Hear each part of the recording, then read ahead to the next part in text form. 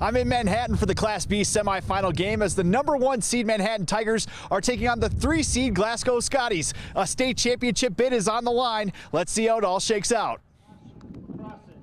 Everything on the line for these two teams. Glasgow would get the ball first, but the Manhattan defense, who has shut out their last 2 playoff opponents, came out to play, forcing the Scotties to go 3 and out.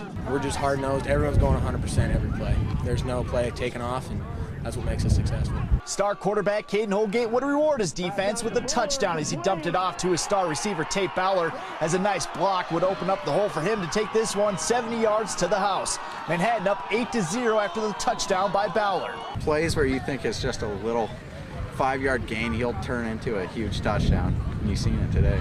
He's got a chance to take it home, and today he did. He had a big play, and he's kind of set the tone for us today.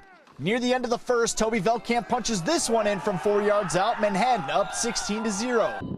After a great kick return by the Scotties, their quarterback Logan Idler rushes this one to pay dirt. Glasgow cuts the deficit 16-6. A little over a minute into the second quarter, Holgate escapes the sack, breaks free into the open field, and shades of John Elway as he dives into the end zone. Manhattan pulling away 22-6. The Tigers gave Holgate a lot more rushing attempts today, a weapon they haven't used before, something they were saving for the playoffs. Glasgow is a great team. They're able to stop or run a little bit, and we had that extra dimension with CADEN to be able to run the ball. It was nice. 2 minutes later, Holgate bombs it to Corbin Johnson in stride, and that would be a 73-yard touchdown. Manhattan up 29-6. A long drive to start the second half. Holgate takes the quarterback keeper, and he carries the Scotties defenders all the way down to the 1.